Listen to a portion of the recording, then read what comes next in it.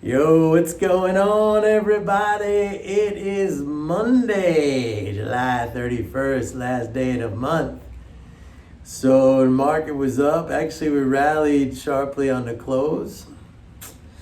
And that closes out July. You know, I got to tell you, I saw some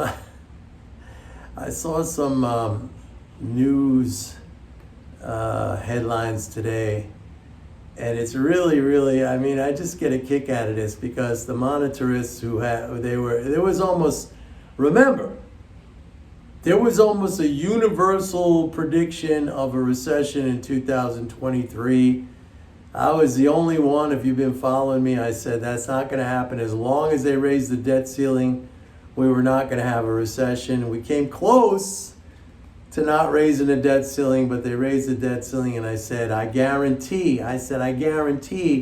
we will not have a recession in 2023 if they raise the debt ceiling. And then they raised the debt ceiling, and now actually the forecast for third quarter GDP is like 3.5%. That's decent economic growth, okay? So, but the monetarists, I have to give them credit because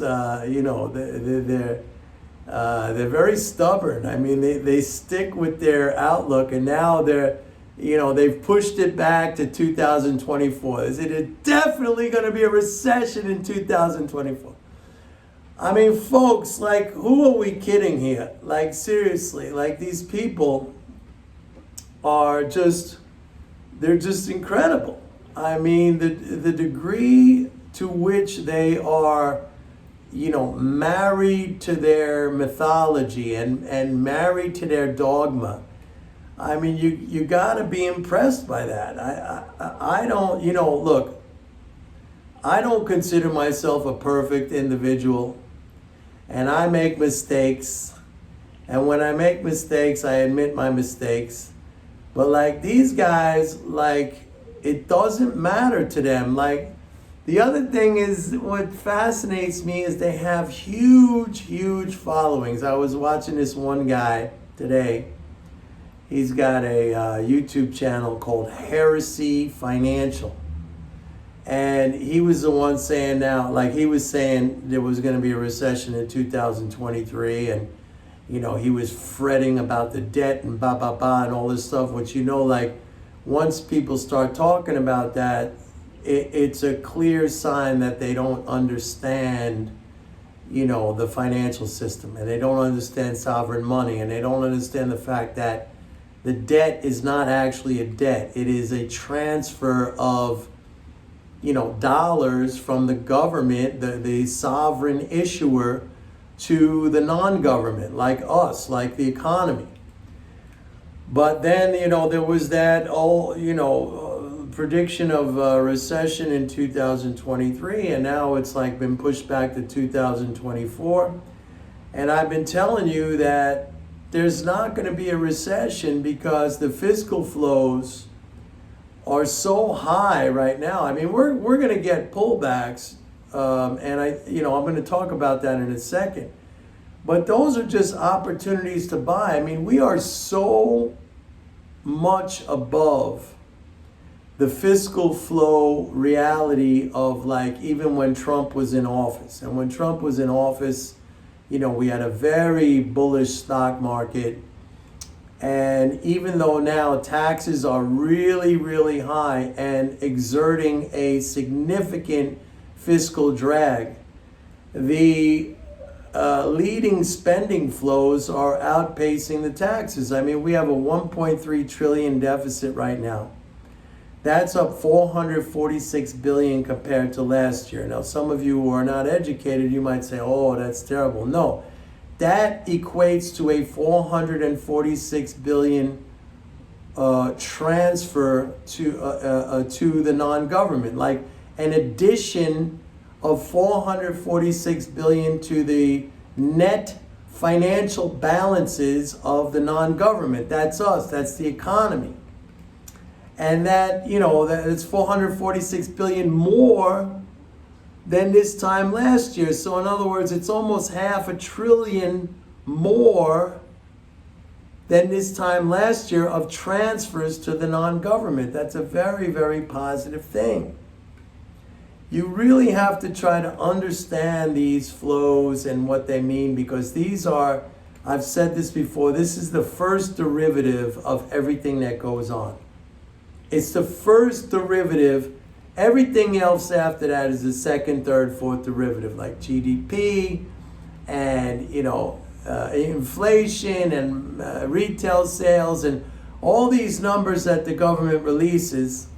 That's the second, third derivative from, these fiscal flows. So I've said to you guys, I focus on the core, the first derivative. Because if I know that, then I know what the second is going to be and what the third is going to be and what the fourth is going to be. And the problem with mainstream economics and the financial community and the media is that they don't look at that stuff.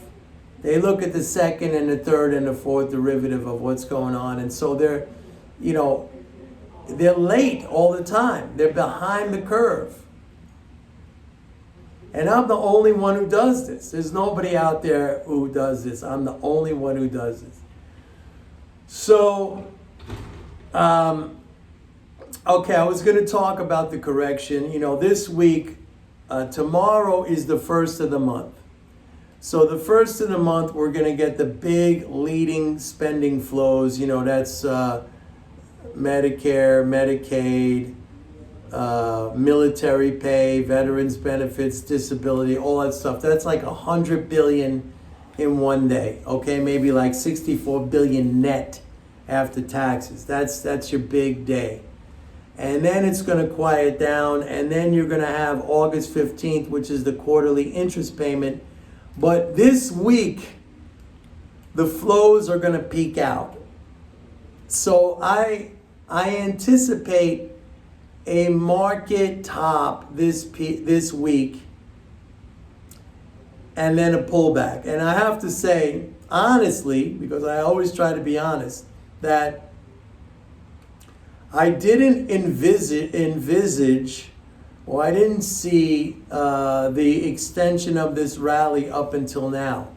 I think about a week ago, or maybe a little bit more than that, I thought, we might see some pullback, but it's been sustained, and that I said that's the market rally now is becoming highly speculative, which means it's a little bit risky, but not in the big picture. It's risky in the short term.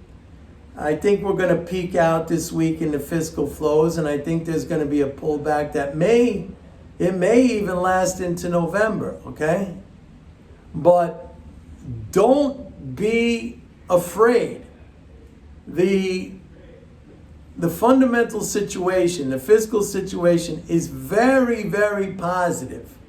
And it's going to stay very, very positive because I said the main contributors to the fiscal right now, Social Security, interest income transfers, okay? Defense, Medicare, Medicaid. There's 5 things, and they're all, well, defense is not non-discretionary, but Congress treats it like a non-discretionary item. They just, every time, the Pentagon asks for more money, they give it to them. But the other 4, Social Security, Medicare, Medicaid, and what else did I say? I forgot. But those are all non-discretionary items. I forgot what the other one was. And they just keep going up. So it's not gonna back off. And when it does back off, just consider that these are minor corrections with the market giving you the opportunity to get in. I'll be the first, and don't call me a permabull. I'll be the first one to tell you, get the hell out, because now they're balancing the budget, or they're cutting spending, or they're raising taxes, or something like that. I'll be the first one to tell you that. But I'm telling you right now, that any pullback, even little pullback, you got to get in on that. So anyway, folks, that's the update for today. I'm here in California, but I got my New York Yankees hat on.